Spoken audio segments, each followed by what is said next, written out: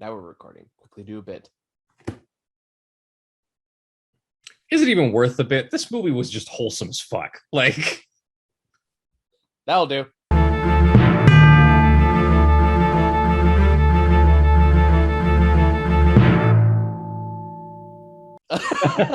like I went into this movie expecting something like I've seen the videos. Most people have seen the videos, even though the view count dwindles drastically from the first one down to the third one. Like, I've actually never seen them, so this is my first exposure. oh, To nice. Shell. Well, it was kind of interesting because the videos are very much still like this guy doing the recording of Marcel as he walks around his day and just talks awkwardly about topics. And some of the bits from the first few minutes of the movie are directly taken from those videos, like walking the piece of lint around like it's a dog. Oh, yeah. Yeah, that's directly taken from the videos. It's just remade with like higher quality animation and like camera work. And it really is a major leap up from what those shorts were. I believe But it. yeah, dude, I laughed way more than I thought I would. And of course I ended up crying. I fucking adored this movie. I'm just gonna be straight up. Especially with the way, without going to spoilers, the way the story goes, which when I kind of got the, what are you doing back there? Give me some mood lighting. It does look cool. Looks like an evil face back there. It almost looks like something like an icon I'm supposed to touch in World of Warcraft or something. Yeah, right. But anyway, my Wi-Fi router on top of my lamp because I am an adult. Sure, that seems a good idea. It hasn't worked. It's worked so far, but anyway, when I kind of saw the direction this movie's going, and it comes pretty clear about halfway through, it's like, oh no, I'm in trouble. Yeah, my first thought, and I was, because it is not what the trailer implied it was. The trailer implies it's going to be like his road trip movie with Marcel trying to find his family, and it's not that. No, it's not. It's maybe the last 10 minutes of that. Yeah, the family finding part is like it's a conversation within the movie, and it's his backstory, and it becomes like more of a real mission / idea near the end of the movie. So, and they do a pretty good job of letting you wonder whether it's actually going to happen or not. Yeah, they do. Especially with how the rest of the movie takes, and his naivety and like the fact that he just has this weird, cute optimism to him, but it's not realistic necessarily. It is very much from a child's perspective. Yeah. And especially the direction they go with the crux of, like, I'm trying to avoid spoilers for now. Yeah. The crux of the story is mostly surrounding Marcel with his grandma, who are like the last two shells of this family of various shells who all went missing when the main couple of the house broke up. Yeah. So it's just them in this big house. It's rented out as an Airbnb, and it's just mostly about them, just how they live their lives, how they like get fruit to eat, how they navigate like fucking blinds and all that kind of stuff. Yeah, the weird little Rube Goldberg style machines that they've built up to enable themselves to survive, and like how you use like puddles of honey to be able to climb walls so you can make it up on the countertops and stuff. Yeah, and Marcel is like just this. Adorable. A lot of it is just Marcel like talking about ways he keeps himself from getting too bored, and a lot of it is like just because he uses it to get on top of countertops and stuff, but sometimes it just seems like he's doing it just to do it. And as you go around the house, you'll just notice sometimes like a little trail of little honey-colored footsteps up a wall. It's just kind of funny. He goes faster around the house by going into a little tennis ball. Yep. And he just like you just see this tennis ball like rolling around the house and bumping into shit, and it's adorable. It's fucking adorable. So like fucking adorable. But it's also so pure-hearted. But it's also got this kind of great heart to it and this genuine earnestness to it. Mm-hmm. That it does, unlike Minions, which I saw a couple weeks ago, which I fucking hated. I'm sure. Did you expect different? It's more like I was surprised by how angry it made me. Wow. All right. Cool.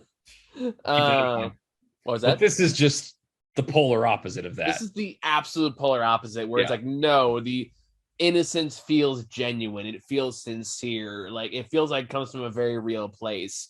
And the writing and the pacing of the story definitely like match that energy. Yeah. Of like, this is just his life. This is how he lives it, and like, here's how he makes the most of it. Yeah. But then when things kind of take a heel turn, not necessarily a heel turn, but it's kind of start to escalate, so to speak. Again, without going to spoilers. Well, when it introduces a measure of conflict into the movie. Yes. Which is not that much of a conflict. It's still pretty wholesome and low key, but like, it really, like, this Marcel has never seen, for example, the internet before. So you have that's not exactly what I'm talking about, but I see where you're taking it. Yeah, but I'm trying to get like the innocence of it. Yeah. And one of the examples of this is that he it kind of makes the idea that they made this first video and they put it on the internet and it got a bunch of people viewing it, and he looks at the number of views and he's like, what, that many people? And he tries to use it as a platform to like ask people about his family. Honestly, probably the most realistic, like, and the reaction is just like a bunch of kids find his house and they just show up to take selfies in front of it and everything, and he's just like, nobody's here for like a real reason. They're just like, it kind of sucks. And he like newspapers up the windows and stuff, and like, I think the line he had about that is like, this wasn't quite the brigade I was hoping for. Yeah. and it's just this, it does this really good job of going through this childlike optimism and wonder and showing the disappointment of that when confronted with the real world. And that's a really amazing way of exploring that through this character and having these real character moments and this character growth and this the other conflict that kind of blooms through the middle of the movie. I definitely want to talk about that, because between him and his grandma. It becomes like a point of contention, and it's very interesting to see how that goes, and it turns the movie into a surprisingly tender and heartfelt film. Don't expect. It really does a good job of lulling you into this sense of security, like just getting comfortable with like, this guy's adorable, he's just a little bean, he's just so stupid and weird and cute, he sleeps between two slices of bread, and you could see the movie. I think that's why I texted you like while I was watching this. It was like, I want a bread bed. He just texted me, I want a bread bed, and I'm like, understand. That like so comfy. Dude, have you ever gotten it sounds weird, but like a fresh baked loaf of bread and gotten like a warm slice out of a fresh baked loaf of bread and put your face on it? I can't say I've tried it. I want to now. It's like warm laundry, but better. Because like the bread, because it's not toasted, it's just fresh. And there's no way to get it warmed up like that again without kind of crisping it up. So what you're getting is the softness of bread, but warm. And it's just like, oh. It does sound very nice when you put it like that. Yeah, no, it's lovely. And I'm assuming a bread bed that's larger than myself, that would just retain its sponginess afterwards. I would love that. Yes. And I just the line you text me after I just said like, this is delightful, and it broke me. Was just there's this great joke of like they have his lawn rope connecting like the food mixer with like the orange tree to like shake the oranges out of there. Persimmons. They were persimmons. Persimmons. And the guy filming them just goes like, how'd you get the rope? And these like gestures to like the shower drain where it has like all the hairs and shit in there. It's like, yeah, we got these great skirts. They're really sturdy. They're really strong. We call them hardy. No, the ones that are short, the short and curly ones are the strongest ones. But if you just like stand on them, they straighten out. It's fine. We call them hardy hairs. Hardy hairs. It's like, why are you laughing? He starts chuckling, and she's like, "What?" And he's like, "Nothing. Don't worry about it." It's like, it was so good. And even the relationship between Marcel and the camera guy is also gets kind of wholesome in a lot of ways. This is just a delightful fucking movie. that has a great heart to it, and just God, it got me. It's not a complicated movie. It's and not. It doesn't try to be. And it has this interesting thing where it will occasionally have really deeply beautiful moments. Yeah. And that also kind of sneaks up on you, particularly for me, like the last line in the movie. What was the last movie again? Well, that last moment in the movie in the laundry room. Oh yeah. Yeah. That was just this incredible. God, Well, talk about that again. The spoilers. So definitely one like it was profound. That, especially with my experiences recently, like I can think of that reminded me of a very specific event. Yeah. That I experienced recently. So Marcel the Shell is it's weird because it's one of those things where I don't know that I'd give it like a 10 out of 10, but I would not do anything to change it. I don't have any problems with any of it. It's flawless in my mind. It's a really wholesome version of what this needed to be. Yeah. It's just a beautiful movie, and it doesn't try to be complicated. It basically has the complexity of a children's film. Yeah. But it's not trying too hard for anything. It just manages to do what it's doing really well. And the fact that Marcel is voiced by Jenny Slate will never stop weirding me out. Right? Like, especially like some of the shit she has to do in this. I'm just kind of like, how does she manage that? Because it sounds like she's pulling from the back of her throat most of the time. And like to come from her previous A24 film, which is her and EAAO. Yep. And her role in that, and then coming to this movie is like, what range? Night and day. What range? Fucking they definitely treated the dog better in this one. Although I did find out there's a deleted scene when they say the dog is fine. So well, I get why they cut it, but I could have personally used that. I just love that moment so much. No, Donnie. But just the woos. And it hits the computer monitor and spins off. I'm not gonna pretend I don't laugh at that scene every time, but I still feel a little horrible afterwards. Yeah, no, I know that feeling. But yeah, so let's dive into spoiler territory here. Marcel Shell, fucking fantastic. Watch it. It's good. You'll feel fulfilled afterwards. Just really nourished. Like, it's nice. That's a good way of putting it. Yeah. All right, spoiler territory. So the main crisis of the film is that when Marcel starts getting internet famous, when he starts looking for his family, they go like on this brief like basically tour around town. So Marcel can basically get the idea like, yeah, the world's a lot bigger than you think it is. You're not gonna be able to spot a car from a high vantage point. Yeah. Although I did appreciate the little moment when he's like sitting on the mantelpiece and he's like, do you see what I'm saying here? Like I disagree. Like, I disagree. Look, let me show you. And he's like stands on a slightly tall mantelpiece. Like, do you get it now? Like, I can see everything. The whole map. And he's like, all right. But just the that also plays into the whole thing where like he's so innocent. Yeah. And he really thinks that it'll be enough. And when he realizes how overwhelming this task is, and that's not as easy as he thought, it was gonna be a problem. And that's the first like big like eye opening, like, oh shit. Like, this is how the world what actually is. Also, side note, one of my favorite like rando actresses that just every time I see her, I'm happy. Rosa Salazar, just fucking popping up in this movie. Was she the girlfriend? Yeah, I thought that was her. Yeah, that's fucking Battle Angel Alita, dude. That's. I remember, like, I know I've seen her. Okay, yep, I know exactly how that is. I thought she looked familiar. She was in that Amazon. Oopsie poopsie, my computer shut down. Well, all right. But yeah, so the central conflict starts is he starts trying to find his family. He starts trying to find his family, and he realized it's much more complicated than he thought it was. But when he returns home, he finds that his grandma has hurt herself. She fell off the dryer. When she fell from the dryer. She has a little crack in her shell, and it's very sad.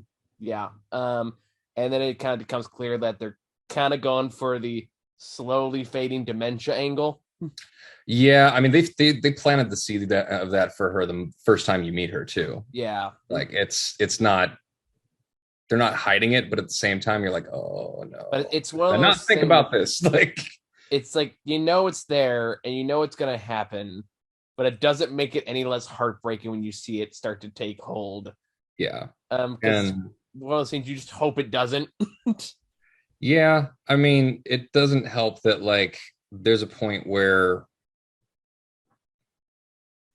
it happens because there are people coming to the house, and in his mind, someone startled her and she fell, and basically it's the result of the internet fame and of him trying to reach out to people. So he kind of shuts it down even when he gets an email from 60 Minutes asking to do a story, and he's like a big fan of 60 Minutes. He's watched it like every night with his grandma and with his family before that. And they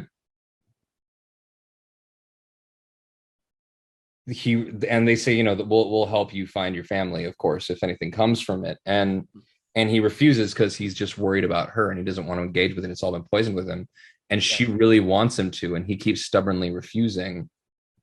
And you know, he tells Dan that like she's not better yet.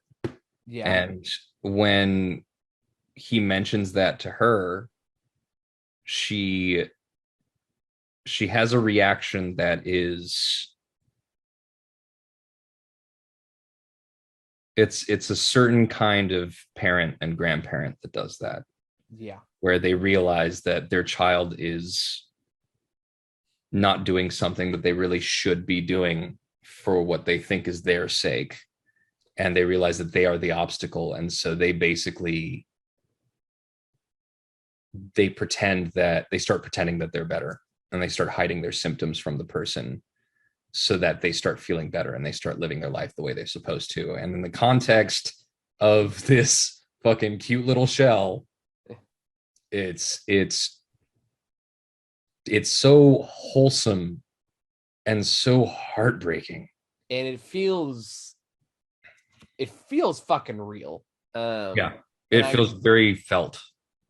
Like it feels like it comes from the perspective of somebody who lived that, because that is a very unique experience to be there. And while it's not exactly the same, I know I went through a lot of similar stuff with my mom towards the end, where it was a lot of, you know, watching that slow deterioration, and feeling more protective, but also recognizing very well, at least in my particular experience, recognizing your limitations within that. Now granted, my mother wasn't quite this, like, she'd always pretend nothing was wrong, but it's not because she was being selfless towards us, because she was trying to hide her drinking. But it was still in a similar aspect of just, you know, hiding the pain so you don't push it out of the people around you. And that eventually like when I those pieces started clicking in my head, I was making that association. I was like, fuck, this movie's gonna make me cry, isn't it? I mean, I don't even have that kind of personal experience, and it definitely fucked me up. Yeah, no, I sobbed towards the end of this movie. And the reason I know I'm jumping a bit ahead, but like the part you were talking about before, the ending shot of the movie where Marcel is talking about how he would go in the laundry room after she passed, and he would hear the wind with, like, he felt like a presence guiding him through the window, where wind would kind of rustle through his shell and hear like this beautiful sound. And he believes that's his grandmother guiding him, like still guiding him to have this beautiful experience even after she's gone. And talking about the how he likes to just sit there where things are still and quiet and away from everybody, and like just look out into the world and think about how he's part of a whole. Yeah. Like he's just part of a larger thing and experience being one with that thing. And it's this shockingly poignant, beautiful like it's so beautiful and sad at the same time. Like there's this really, you feel it. It's this and powerful thing, and especially me, coming from that kid. yeah. And I think, like, again, one, we underestimate what kids experience, and two, it's also like that's, you can only write that if you've lived that. And that's my personal feeling on it. Because, and this is why, like, I'm relative very specific personal experience in mind, because last Mother's Day, every year, like, when I was a kid, every year we drive down to Monterey. That was like her favorite place to go. So like, and we like, there we go to like climb the rocks over there, or by the tide pools and stuff like that. We eat like lunch off the wharf and stuff like that. So last Mother's Day, I, as recommendations from friends, I went down there just kind of like memorialize her in that way. And like, when I had like lunch at the end of the wharf at like the restaurant we always used to go to, it's changed management a couple times since then. But I remember while I was sitting there, I was eating lunch, and I just saw like a single sea otter just kind of out in the bay, just kind of lingering there. And I was like, and I love sea otters. Sea otters are like my favorite animals. And I remember just kind of feeling like, oh, that's like, kind of watching that for a little bit, and was kind of just enjoying the moment. And then after that, I bought a bouquet of flowers, and I went over to the rock park we used to climb over around the time we were kids. And I just kind of sat there for a good long time. It was the first time I actually tried talking to her since she passed. Left them. So I left some flowers over there, and as I'm kind of sitting there just absorbing all of these feelings and everything that's kind of coming up, and sitting there and practicing dealing with that, the wind is picking up by that point. I look over at the coast, right like past where I just like threw a rose, and I saw just one single little sea otter just kind of hanging out in the distance. And it was the first time since she passed I feel genuinely connected to her again. So yeah, that was nice. Didn't mean it got super serious and sad there. Bro, I just came from a grief counseling session before this, so like I'm sorry. I feel it. I mean, just thinking about the movie, there's part of me that is welling up right now. And yeah, there's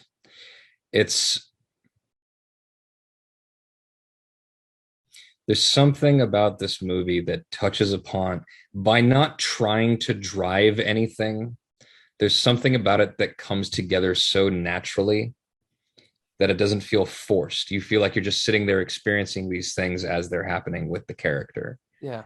And when that turns to these more difficult things, like after she passes and he's angry and lonely and he doesn't know how to do the things that she did, and he doesn't know how to care for the bugs, and he's like, when Dean like goes up and tries to cheer him up because he just sees him sitting there staring out the window, you know, like, yeah, little things like that. And it never loses its emotional honesty. Yeah, it's potent. It's really potent. It really gets to you. And through a very simplistic by doing a lot with very little, it does very accurately capture those early stages of grief. Yeah. When you're just confused and you don't know how to feel. And you're just kind of feel lost, even when people like, and everyone's trying their best to do anything. Yeah. And they still help in their own way, but at the same time, it's still like you have to go through it either way. Yeah. But you can find beauty in it eventually, if only for a moment. The only thing that I can see how some people might say like the ending felt a little rushed with like resolving the family plot and all that. Yeah, resolving the family plot and suddenly having it just be like, oh, you know, like it's got resolved and it's done. But I can't think of a better way to do that. I can't think of more scenes that I would have wanted with the family and I think it comes out of expectations. I think watching it again, just knowing that the bulk of the movie is just about him and his grandma and the process of that loss. Like, I didn't know this was going to be a movie about grief. Yeah, right. And it manages to navigate it with grace and beauty and tenderness. And it's in a way that honestly I don't think I've seen another movie do. Not recent, not that I can think of recently. No, not in this way. Yeah. This is a very show don't tell movie. It's a very special movie. Where it definitely lets the atmosphere and the characters speak for themselves. And again, like the fact that Jenny Slate is able to pull off this performance. The fact I don't know that, how like, the fuck she was able to sing full songs in that voice. It's the full songs, but on top of that, the whole thing of like this was originally just like a silly voice with a cute little character that she did. And to do a movie with this level of emotional range all in that voice is really impressive. Absolutely. Jenny Slate doesn't get enough credit.